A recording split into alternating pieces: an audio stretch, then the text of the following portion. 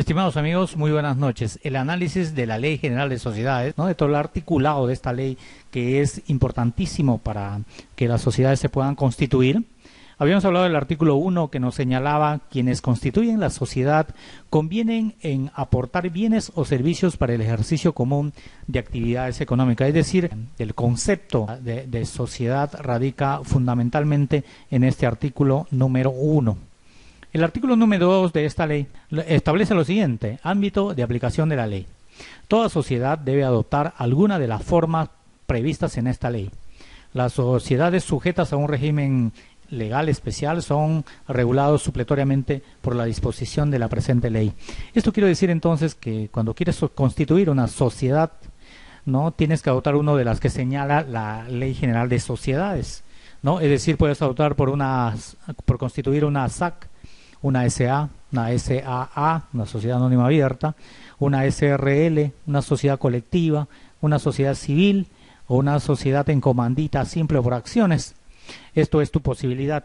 Existen otras sociedades, sí, que se constituyen de acuerdo con un régimen especial, ¿no? Como por ejemplo las sociedades agentes de bolsa, sociedades, sino simple supletoriamente por esta norma, es decir, recién son regulados en virtud de la Ley General de Sociedades. También vimos el artículo 3 de la Ley General de Sociedades, ¿no?, sobre las modalidades de constitución. Y nos señalaba que las sociedades anónimas se constituyen simultáneamente en un solo acto por los socios fundadores o en forma sucesiva mediante oferta a terceros contenida en el programa de fundación otorgado por los fundadores. La sociedad colectiva, la sociedad en comandita, la sociedad comercial de responsabilidad limitada, las sociedades civiles solo pueden constituirse simultáneamente en un acto. Lo que nos señala entonces la ley es que las sociedades anónimas pueden constituirse de dos maneras, ¿no? Es decir, la modalidad de constitución de una sociedad anónima puede darse simultáneamente en un solo acto o de manera sucesiva, es decir, mediante la oferta a terceros constituidas en el programa de fundación. Esto quiere decir entonces que la sociedad anónima cerrada y la sociedad anónima ordinaria pueden constituirse en un solo acto, es decir, todos de manera simultánea. Es decir, tú buscas tu nombre, estableces tu pacto social, suscribes tu estatuto, eliges a tus primeros representantes, aportas tu capital correspondiente, lo divides en tus acciones correspondientes entre los socios fundadores, vas al notario y el notario eleva tu minuta a escritura pública y está constituida la sociedad, y luego llevas y lo inscribes al registro público. Este trámite puede durar un día o dos máximo, ¿no? Por eso es que se llama constitución simultánea, todo de un solo acto. En cambio, la sociedad anónima abierta se tiene que constituir mediante oferta pública a terceros, ¿no?, contenido en un pacto de fundación. Esto quiero decir de manera general, porque un poco más adelante vamos a establecer las reglas de manera amplia sobre las sociedades anónimas abiertas. Pero lo que esto nos quiere decir es que, es decir, en un solo día, en 2 días, o en 3 días, o en un mes, no puedes constituir una sociedad anónima abierta porque está referido al gran capital. Y ello significa entonces que primero los socios que fundan la sociedad tienen que establecer un programa de fundación que luego lo depositan en una entidad financiera, y en la entidad financiera cualquier tercera persona puede acercarse y conocer los beneficios de esta sociedad anónima abierta y comprar sus acciones con anticipación a la constitución.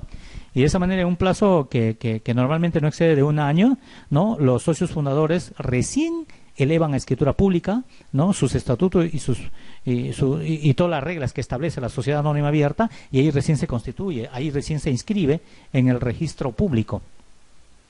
Respecto de las sociedades colectivas, la sociedad en comandita, la SRL, las sociedades civiles, sí nos precisa la norma que ellos solamente pueden constituir en un solo acto, es decir, de manera simultánea en un solo acto.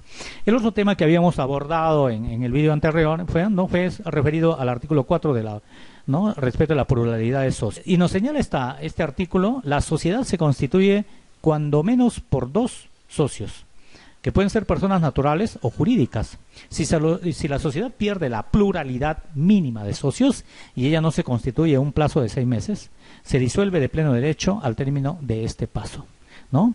Dice que no es exigible la pluralidad de socios cuando el único socio es el Estado, o en otros casos señalados expresamente en la ley. Hay sociedades que constituye el Estado propiamente dicho, y en virtud de ello no es aplicable este artículo, porque el Estado solito puede ser socio en una sociedad, es decir, sociedades de carácter unipersonal. En cambio, cuando tú constituyes una sociedad anónima, una SRL, ¿no? Una sociedad anónima ordinaria o una SAC, tú tienes que tener mínimo una persona más aparte de ti para que constituyan, es decir, 2 socios. Sin ello no podrás constituir.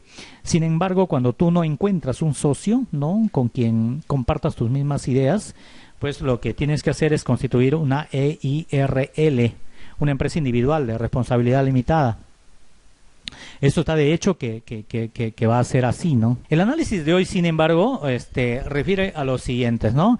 Al contenido y formalidad del acto constitutivo. Es decir, cuáles son los requisitos que yo necesito para constituir mi sociedad, ¿no? Señala el artículo 5 de la Ley General de Sociedades lo siguiente. Dice, la sociedad se constituye por escritura pública.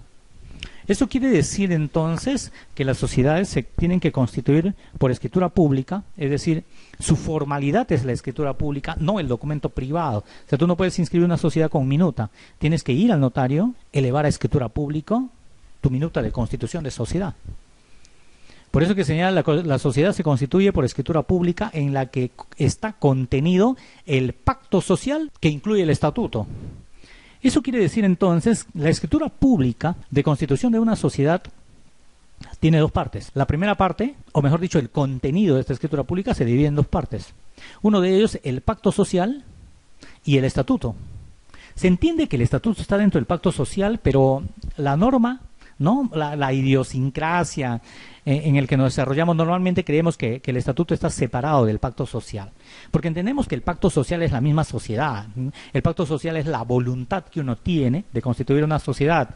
El pacto social es el domicilio que deseo constituir, si lo es en un determinado lugar, eso está establecido en el pacto social. Establezco mi capital va a ser una determinada cantidad de aportaciones, y eso es mi pacto social. Es decir, cuando 2 personas se ponen de acuerdo, ¿no?, a realizar una actividad económica determinada, ¿no?, y luego aportan, ¿no?, para que esta sociedad se crea, ¿no?, eso es básicamente el pacto social. Y dentro de este pacto social está contenido el reglamento interno de la sociedad llamado estatuto, ¿no? Es decir, el pacto social es todo el acuerdo de una sociedad, y dentro de ello lo trascendental es el estatuto. Señala también para cualquier modificación de estos se necesita la misma formalidad. Eso quiere decir que cuando tú quieras modificar tu escritura pública, necesitas tu escritura pública de constitución, necesitas otra escritura pública para modificarlo por el tema de identidad de formas.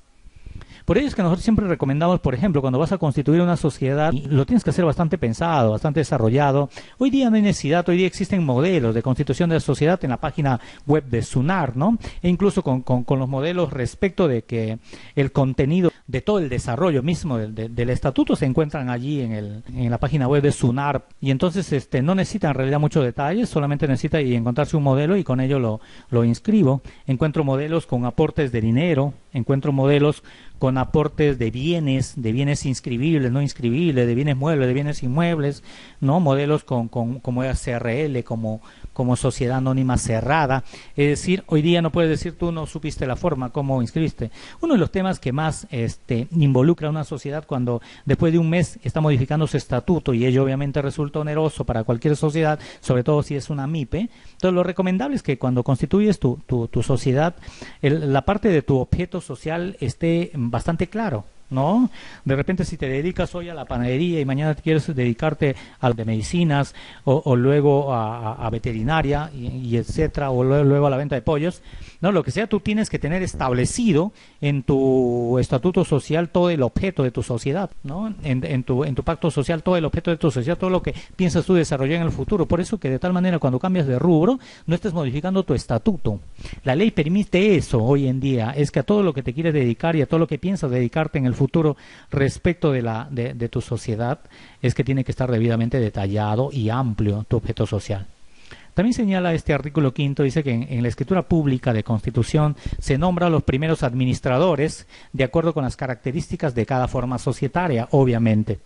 Fíjate tú, lo mínimo que tiene que tener tu sociedad es un gerente. Normalmente si es solito se le llama gerente general. Ahora, si eres una sociedad anónima cerrada, la ley dice que no es obligatorio que tú tengas directorio. Por ello es que es obligatorio, por ejemplo, que cuando constituyes una SAC digas ahí que tu SAC es sin directorio, porque si no las consignado la calidad de SAC sin directorio, entonces la ley te obliga a que tengas directorio porque no has dado un pacto en contrario, ¿no? Porque no has señalado un término en contrario. Por lo tanto, tenga cuidado cuando constituyes tu sociedad anónima cerrada y no quieres directorio, tienes que ponerle ahí que tu sociedad anónima cerrada es sin directorio, se constituye sin directorio. En cambio, cuando tú constituyes, por ejemplo, una sociedad anónima, o sea, una SA simple, común, ordinaria, es necesario que tú consignes dentro de tus órganos de gobierno es que tienes directorio. Y entonces tu directorio tendrá sus reglas propias del directorio, como por ejemplo mínimo tienen que ser 3. No, mínimo lo tienes que elegir por un año. De esa manera la sociedad anónima, frente a una sociedad anónima cerrada, pues modifica su estatuto porque tiene que tener directorio. Y el directorio, el nombramiento, la designación de ellos, la revocación, los cambios, las elecciones dentro para saber quién es miembro o quién es el presidente del directorio, lleva sus propias reglas, que lo estaremos diciendo más adelante en otro vídeo, cuando lleguemos a la parte que corresponde al directorio propiamente dicho, ¿no? Es decir, los primeros administradores, por ejemplo, en una SAC es recomendable que usted consigne es un gerente general, ¿no?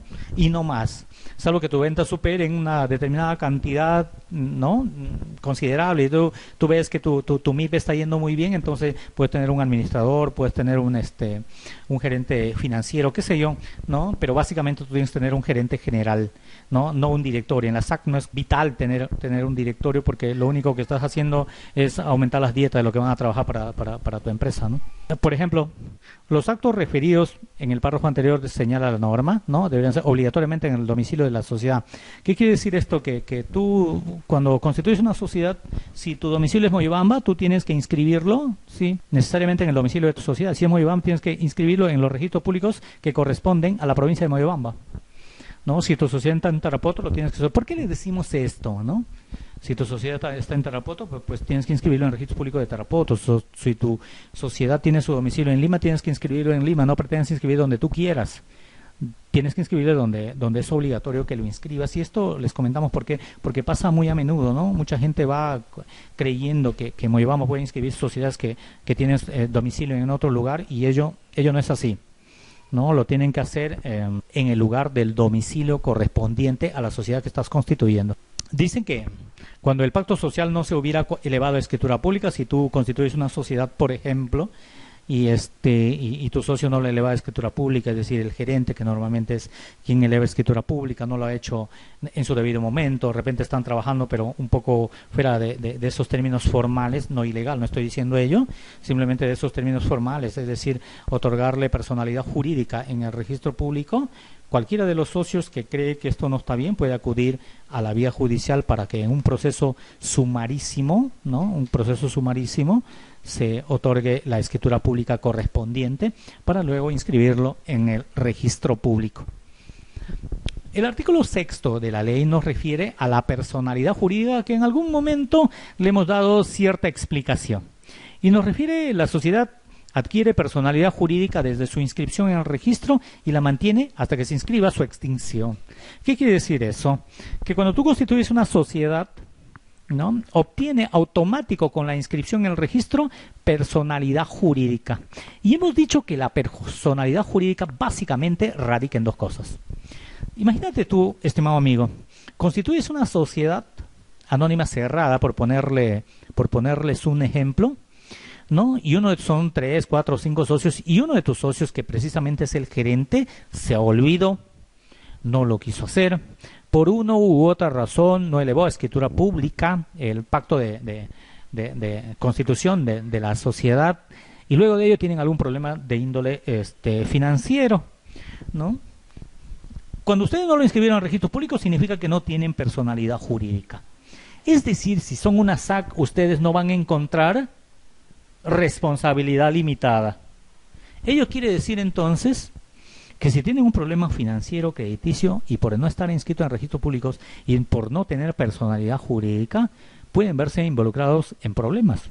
Porque, como dijimos en el video anterior, si por ejemplo caen en insolvencia, no les ha ido bien, han estado varios meses ya trabajando sin inscribir en el registro público, si deben a una entidad financiera o a quien sea que lo deban, cualquier acreedor puede venir y cobrarles todo el capital que han constituido la sociedad, y si ellos faltare, cobrarles a cada uno de sus propios peculios, hasta donde alcance la deuda.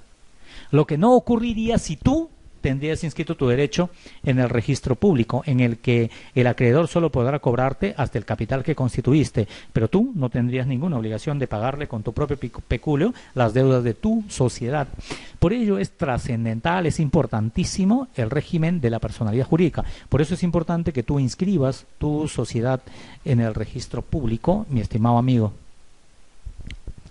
Por ejemplo, ¿qué pasa? La norma señala lo siguiente en el artículo 7, dice: la validez de los actos celebrados en nombre de la sociedad antes de la inscripción en el registro está condicionada a la inscripción, a que ésta sea ratificada por la sociedad dentro de 3 meses siguientes.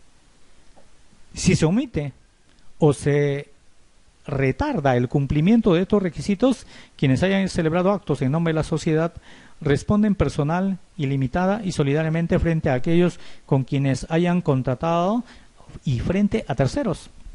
¿Qué quiere decir esto? Lo que señalábamos hace un momento. Si tú compraste algo, vendiste algo, qué sé yo, solicitaste préstamo y no escribiste en el registro público, ¿no? Todos los actos anteriores a la inscripción, para que tengan sustento, para que tengan respaldo de la misma sociedad, tú tienes que, dentro de los 3 meses de inscrito en el registro público, la sociedad tiene que aceptar, tiene que ratificar todos los actos celebrados por los gerentes o supuestos gerentes o administradores de la sociedad dentro de los 3 meses. Si ello no ocurre, puedes verte involucrado en problemas, porque la sociedad no te va a salvar. Es como si tú hubieras actuado a nombre propio y no en nombre de la sociedad. Por eso vuelvo a señalarlos que es trascendental, ¿no?, que ustedes inscriban en el registro público.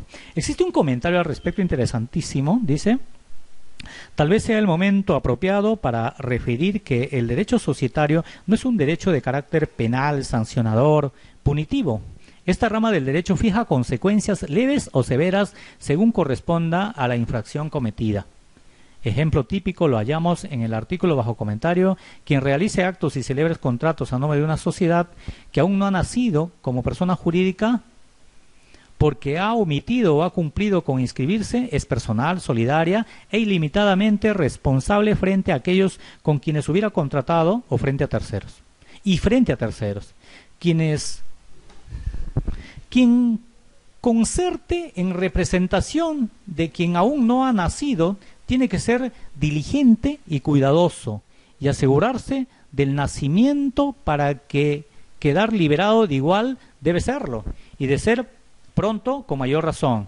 Quien es contraparte y celebra contrato con persona jurídica no inscrita, y lo que es peor, con persona natural que dice ser su representante, y ahora bien, inscrita a la sociedad, todo concluye. El representante celebró actos y contratos y el efecto de los mismos tiene que recaer en la esfera jurídica del representado, quien, al ya ser personal moral, tiene nombre, nacionalidad, capacidad, domicilio, patrimonio, voluntad y responsabilidad. El comentario de Ricardo Beaumont es preciso, ¿no? O sea, si bien en temas estrictamente societarios, algo que una persona haya celebrado en nombre de la sociedad sin tener representaciones, etcétera, etcétera, etcétera, que puede caer en la esfera del carácter penal o sancionador o punitivo, ¿no? Los temas son estrictamente de derecho societario, consecuencias leves o severas que se han cometido en cada una de las infracciones, ¿no? Tiene que ver básicamente con el patrimonio de la sociedad. Por eso es que tú tienes que tener muchísimo cuidado cuando vas a, ¿no?, cuando vas a constituir una sociedad. Es que antes de empezar tu labor te constituyas en el registro público, te inscribas. Es cierto, no es obligatorio inscribirse, eso lo dicen todos y eso es así, ¿no? Para que tú puedas funcionar como una empresa no necesitas inscribirte en el registro público, es suficiente que tengas tu RUC, ¿no?, en la SUNAT correspondiente. Pero no es obligatorio, nadie te va a castigar por no inscribir. Pero las consecuencias que derivan de la no inscripción sí pueden ser sancionables, ¿no?, respecto de tu conducta. No quiere decir que a todos los hagan, que esto sea habitual. No hemos visto muchos casos de esto que sucedan, pero por eso más vale prevenir que lamentar, ¿no? Fíjense ustedes, hay una serie de requisitos y temas que se pueden abordar desde el contenido de la ley, pero por ejemplo, el artículo 8 de esta norma, que bien cierto no sucede mucho en nuestro medio, ¿no?, señala que Son válidos ante la sociedad y les son exigibles en todo cuanto les sea conveniente los convenios entre socios y entre estos y terceros, y a partir del momento en que sean debidamente comunicados a la sociedad, ¿no? ¿Qué significa ello? Entonces, que los socios, si dentro de una sociedad pueden establecer una serie de convenios entre los mismos socios para a veces actuar en contra del socio mayoritario, que en su momento puede resultar un tanto abusivo, ¿no? Pero esa es la posibilidad que tienen los socios, e incluso frente a terceros pueden actuar a través de sus convenios de socios. La ley es súper inteligente al tratar el tema en el derecho societario, y eso para nosotros es vital para quienes orientamos en esta materia. Un tema importante de sobremanera en una sociedad, y en el primer video algo habíamos señalado, es respecto de la denominación a razón social. Habíamos expresado allí que la denominación era un tema estrictamente jurídico más que económico. Habíamos dicho que la denominación la adoptan las personas, las sociedades de capital, la razón social la adoptaban las sociedades de personas, es decir, las sociedades donde vale más tu calidad profesional, donde tú puedes aportar servicios, donde puedes aportar tu inteligencia a la consecución de la sociedad, donde normalmente lo constituyen puras personas profesionales. Son las sociedades es decir, donde tú entras por tu calidad personal. En cambio, la denominación es para las sociedades de capital, para las sociedades anónimas, por ejemplo, o las SRL, ¿no? En el que lo que importa es la calidad, es tu capital. Lo que importa es cuánto aportaste a la consecución de los fines de la sociedad, y no importa cómo quién lo aportó, no importa la personalidad, no importa si el socio es profesional o no importa si el socio tiene un oficio o no importa absolutamente nada respecto del socio, ¿no? Quizás puede importar hoy de dónde sacó el dinero, pero ese es otro tema, no tiene nada que ver con ello. Lo que estamos hablando es de la denominación de la sociedad y su razón social, y por qué es que unas sociedades tienen denominación, o mejor dicho, su nombre social es denominación, y de otros su nombre social es razón social. Este artículo 9 de la Ley General de Sociedades nos señala lo siguiente: la sociedad tiene una denominación o una razón social según corresponda a su forma societaria. Esto nos quiere decir que entonces que las sociedades anónimas, por ejemplo, tienen denominación, que la SRL tiene razón social, que la sociedad colectiva tiene razón social, que la sociedad civil tiene razón social, ¿no? Dice, en el primer caso pueden utilizar además un nombre abreviado. Fíjate tú, cuando yo constituyo una sociedad anónima cerrada, por ejemplo, le pongo un nombre grande, extenso, su nombre completo, su nombre genérico, y le puedo poner un nombre cortito, ¿no? A ese se le llama nombre abreviado, un nombre que sale de una serie de siglas que podemos extraer de la denominación completa, ¿no? Alfa y beta sociedad anónima, yo puedo poner alfa A y B sociedad anónima, y ese es mi nombre abreviado, y es el nombre con el que me van a conocer. Seguramente ese va a ser el nombre comercial con el que yo voy a figurar, A y B sociedad anónima, y en realidad mi sociedad se llama alfa y beta. Alfa y beta es su denominación, pero su nombre abreviado es A y B sociedad anónima, por decirlo. Por eso cuando tú constituyes una sociedad anónima tienes dos oportunidades: ponerle un nombre completo y además tener un nombre abreviado. En cambio, cuando tú constituyes una sociedad civil, o sea, una sociedad de personas, tienes que tener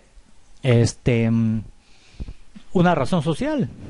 Y la razón social sí está compuesto de los nombres, o del nombre, de los apellidos, o del apellido del socio, o de varios de los socios, o de todos los socios.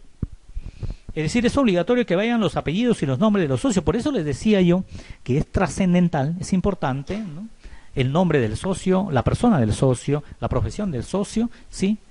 La cualidad del socio es trascendental en este tipo de sociedades. Y por lo tanto tienen razón social. Dice que no se adopta o no se puede adoptar una denominación completa o abreviada o una razón social igual o semejante a la de otra sociedad preexistente, salvo cuando se demuestre legitimidad para ellos. Es decir, si tú encuentras una sociedad que se llama exactamente como tú tienes, o es muy parecido a la sociedad que tú quieres constituir, o el sonido, aún siendo diferente su escritura, el sonido de esta sociedad se parece, ¿no?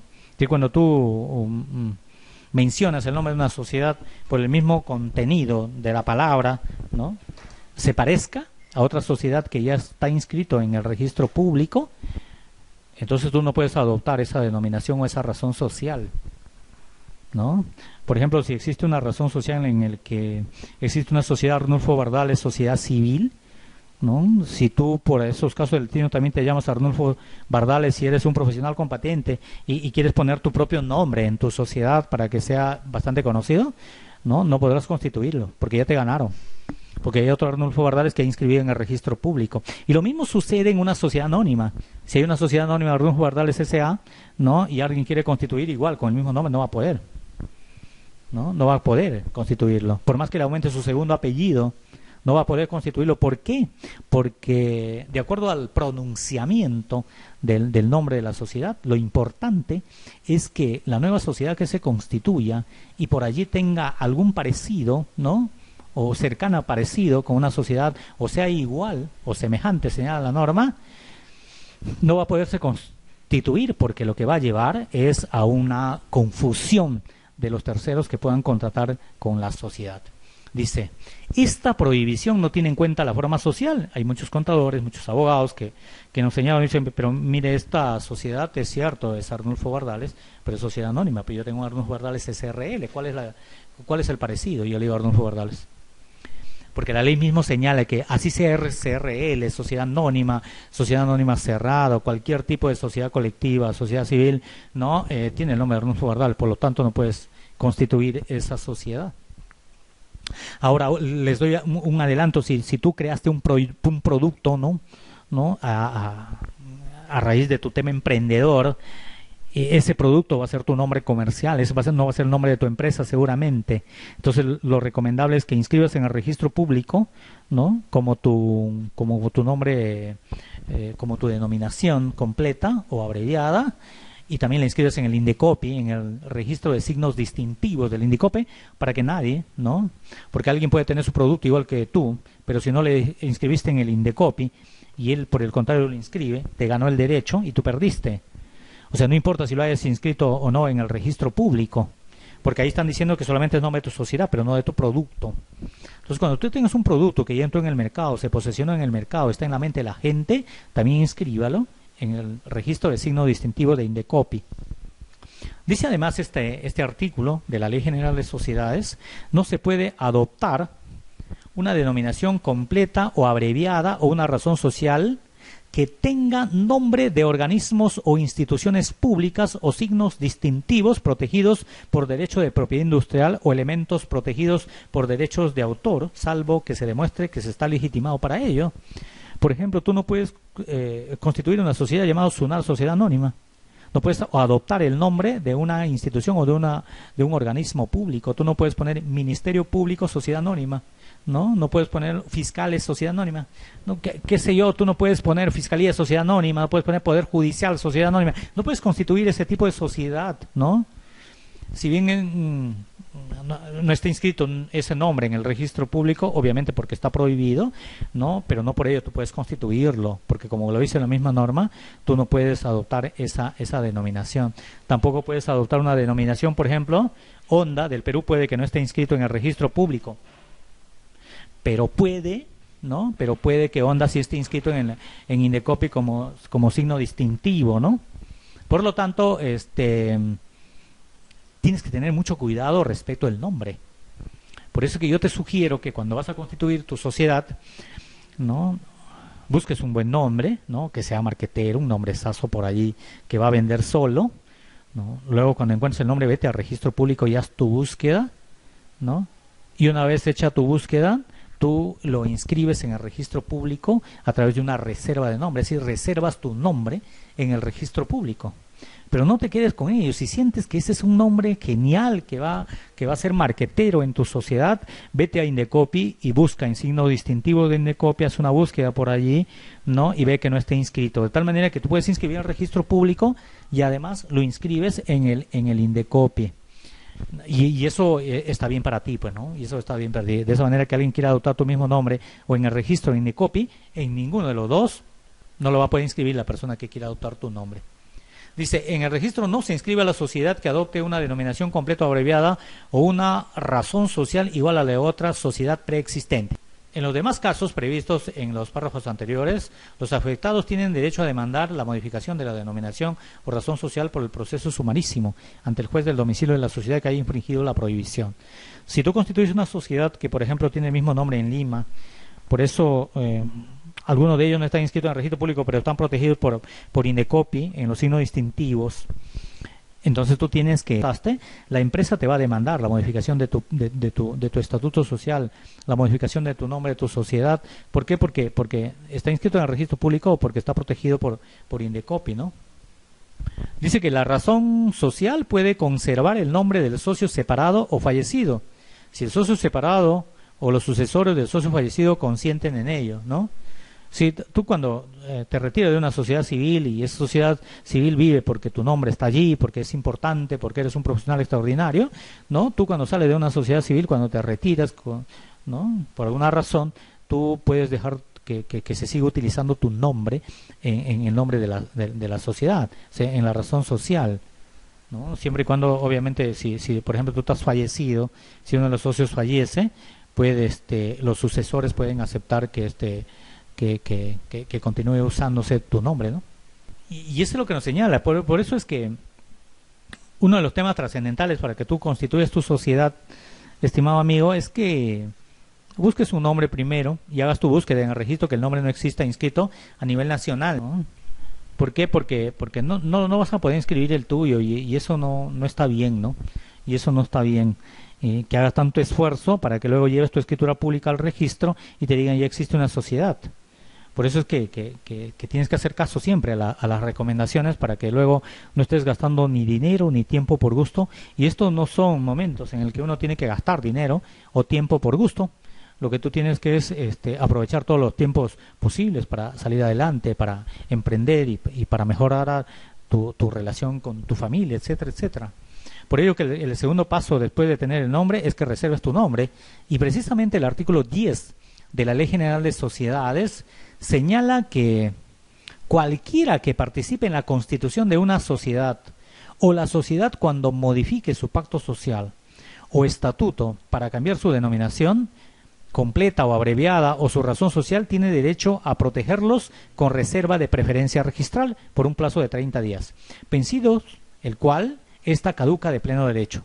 No se puede adoptar una razón social o una denominación completa o abreviada igual o semejante a aquella que esté gozando de derecho de reserva registral.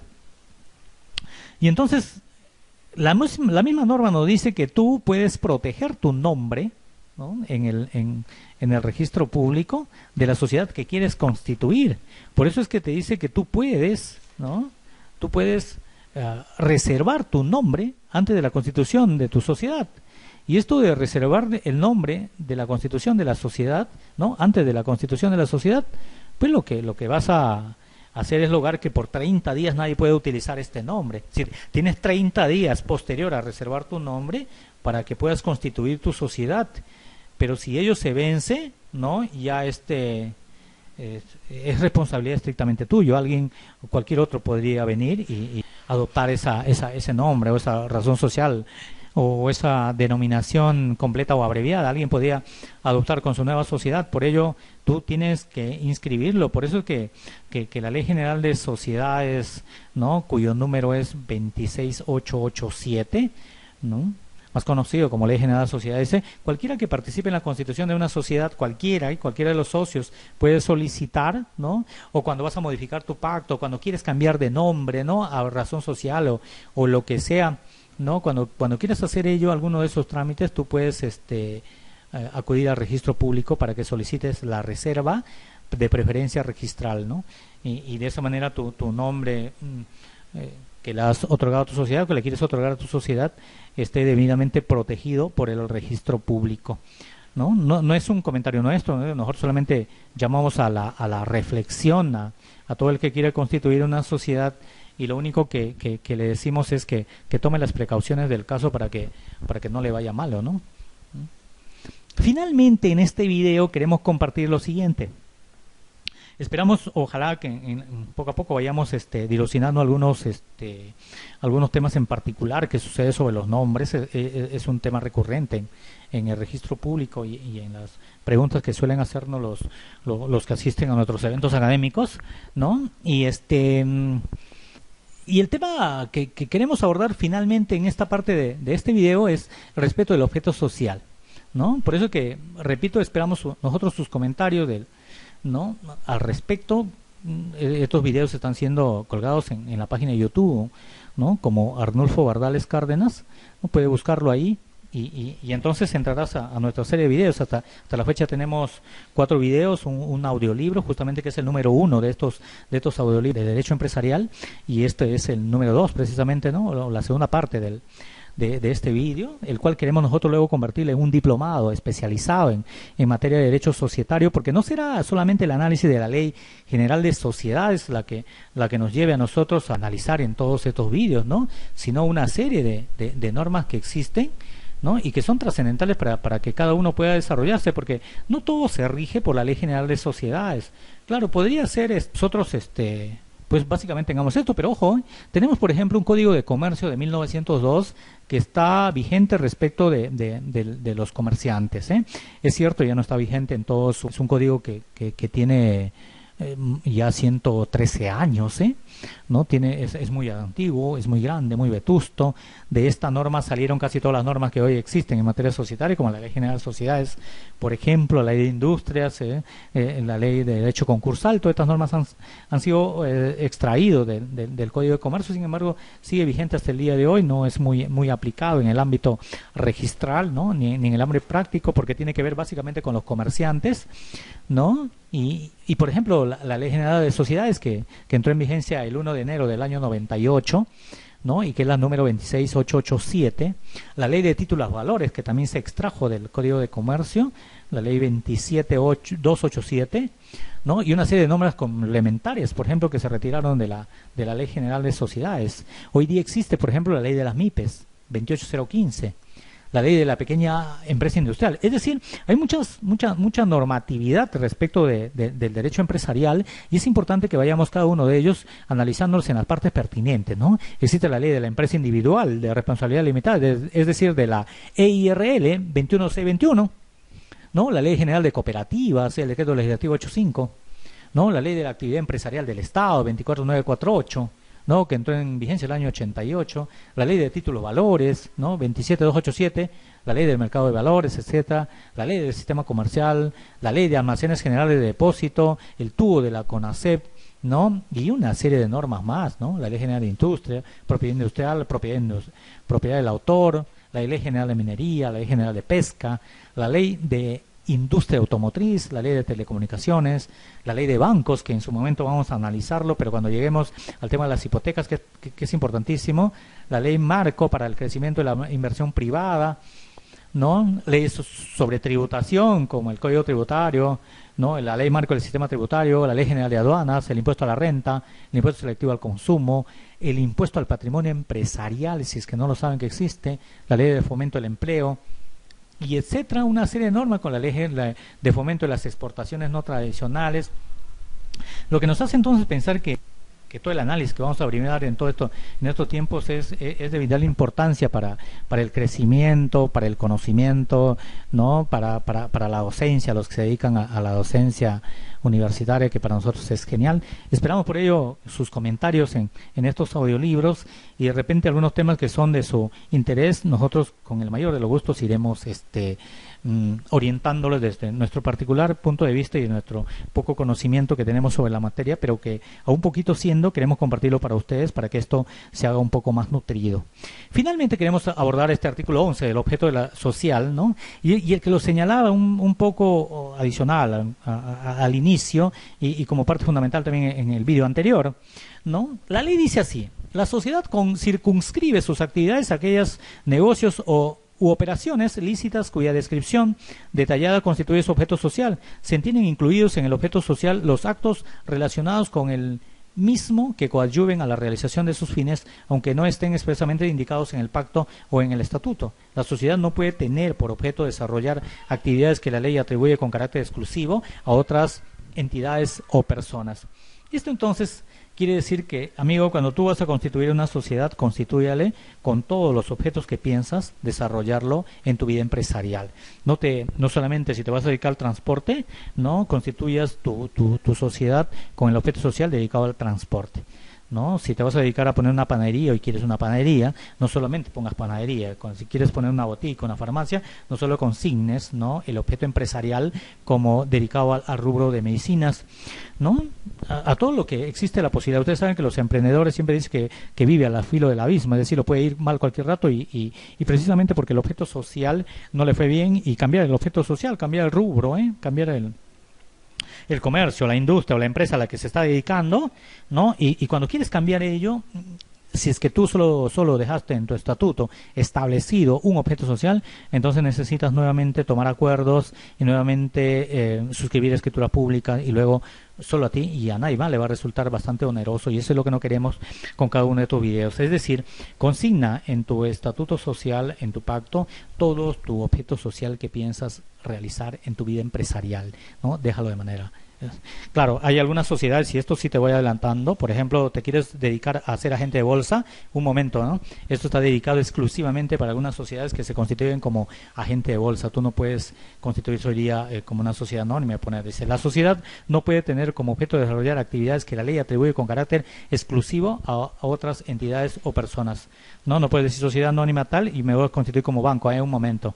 Para que constituyes esto necesitas otras aplicaciones, necesitas otro conocimiento, necesitas otra orientación, ¿no?, especializado en la materia, ¿no? Es decir, cuando quieres constituir la actividad empresarial propiamente dicho, que no atañe a otras sociedades como les he dicho, agente de bolsa, aduanas, bancos, usted necesitas otro tipo de orientación especializada, necesitas aplicar otras normas respecto de ellos y otras formalidades, ¿no? Por ahora lo que pretendemos decir es que si te vas a dedicar a una serie de actividades comerciales, consigna esto en tu objeto social, ¿no?, de manera amplia, y de esa manera tú no tendrás ningún problema cuando quieres desarrollar otro objeto, cuando te quieres dedicar a otro comercio.